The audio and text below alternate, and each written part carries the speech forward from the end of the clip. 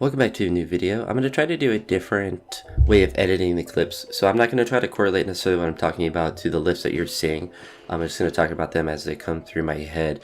But I want the audio of the commentary to match up to show that there is a lifting clip happening. So there won't be the big black space at the end. So you may see a lot of time of me just standing around and stuff. So I do apologize for that. If it is something that is really annoying, let me know. Or if that is more preferable, I don't know.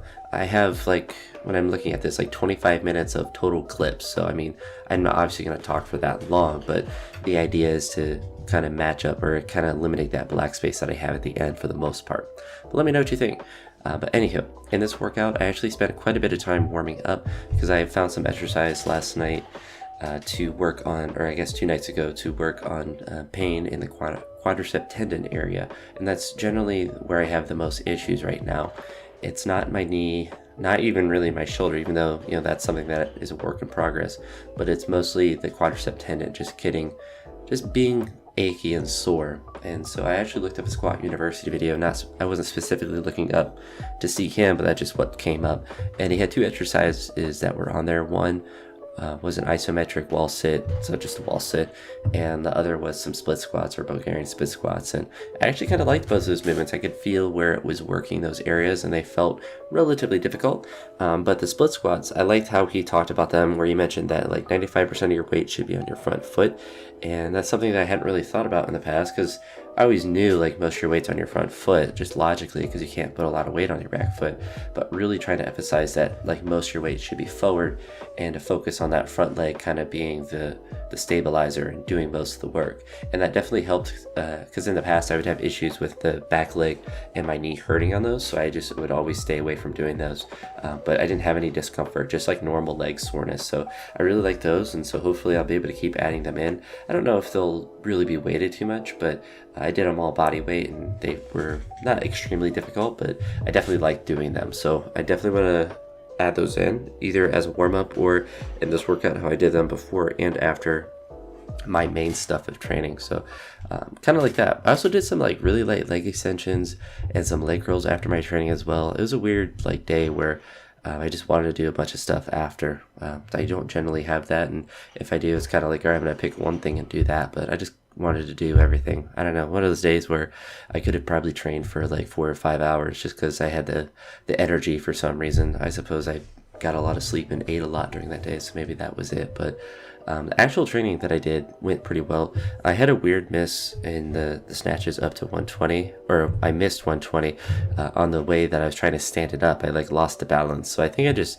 wasn't focused enough and didn't focus on stabilizing the bar behind me as I was trying to stand up, and it just drifted off. But then I went up to 125 after that because I had pretty much did the 120 and I didn't really want to repeat it. I missed the first 125 forward. It was pretty close, and I was trying to pull it back, but it was just too far forward on the left side.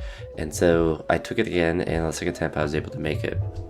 I've been using the Weightlifting House tape. You'll notice that in some of the clips I have it on and some of them I don't, and that's because the tape slips off.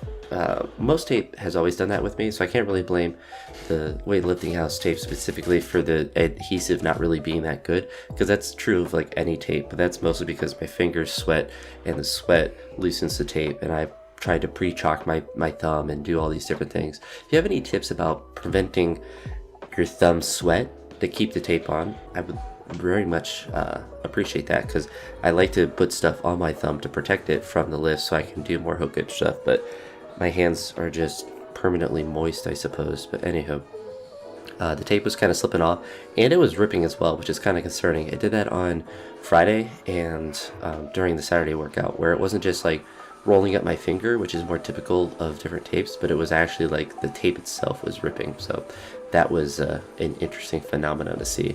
And I only put like 2 layers on, so maybe that was it. But I don't really want to put 5 layers on my thumb, because you know, it is more expensive than normal athletic tape, and at that point if I'm putting 3 layers on, I might as well just use normal athletic tape. But anywho, not to rant too much about the tape, I was able to get the 125, which I was happy about. That was my goal for the day, to get up to that weight. It was actually my goal Friday, but Friday just didn't go that well, so I didn't end up doing too much training on that day. But then clean jerks went pretty decent as well. I took a really big jump from 110 to 143, and I was able to hit the 143. And then my first attempt at 153, I missed the jerk. And then on the second one, I just came back and I was just really focused on just being more aggressive. And I think that helped a ton. And I was able to do that jerk. And that's something that's difficult to do, especially because like my quad tendons were starting to get a little achy at that point. So that makes jerks a little bit more difficult to do. But being more aggressive definitely is a big thing that will help with clean jerks, and it's something I need to get better at more consistently doing, because I think that's really like half the issues that I have when doing jerks. It's not the fact that I'm not strong enough to do the jerk or the technique, it's just I don't have that aggression that I have with other lifts as consistently. So get better at that. Yeah, it's something that's in my control, which is nice. But then after the 153, I went up to 165 for just a clean. I had no thought of trying to do a jerk on it. It was just for the clean. I was happy with that. It's heaviest clean I've done in a little bit. Then did some front squats where I did a really stinky single at 175, but I was able to get it even though it was really difficult. And you can see it felt like it was all the way down my shoulder, but in the video it just looks like it's, you know, drifting a little bit, but it felt like it slipped down like a foot down my left shoulder. And that was certainly not comfortable to feel, but I kind of gritted through it and was able to do it. After the front squats, I did some snatch pulls, and you notice I didn't use straps for these. So this will be one use out of the tape that I'll be able to get really good value out of, is that I'll be able to just throw it all over my hand and thumbs. I use some regular athletic tape on my palms and the Weightlifting House tape on my thumbs for the pulls.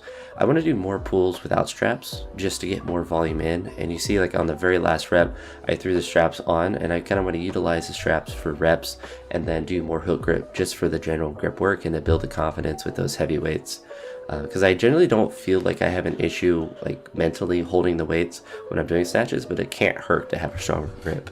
I don't know if I'll do the same thing for clean pulls, but I probably will, just because I have that tape and I want to get some use out of it, and it won't be for a lot of the heavy snatch work. I will actually, what's odd too, is that the tape is always slipping around when I do snatches, but not so much for cleans. But I don't generally have like that same thumb pain or whatever that like in your skin that you'll get from lifting when I do cleans than when I do snatches. So I don't know, but did those couple snatch pulls. I was generally happy with how they felt. The 160 felt really heavy both times that I did it, but I was happy I was able to stabilize it, and it definitely felt like my left hand was a bit weaker than my right hand as far as holding the weight, which is interesting, but just something just to keep track of and try to, you know, work on a little bit here and there. I mentioned some of the accessory work I did at the end of the workout with the leg extensions and the leg curls and the split squats and all of that. Nothing that was too strenuous, so just kind of wanted to work on that area. So the warm-ups I mentioned are things that I'm going to try to implement before each of my sessions, and really just in general spend more time warming up, and I think that helped a lot too. So I spent probably 20-30 minutes just going through different warm-ups and just spending time getting my body loose before I started to do any form of training. So I definitely want to utilize that, probably not so much like in between exercises, but at least at the beginning of the workout. So yeah, that was it. That was a Saturday workout. Took quite a while to do, but I also didn't have anything else to do that night, so I took my time with the training, and it's always nice to do. But that's it for now. I'll talk to you on the next video, and I hope you all have a great day. Peace.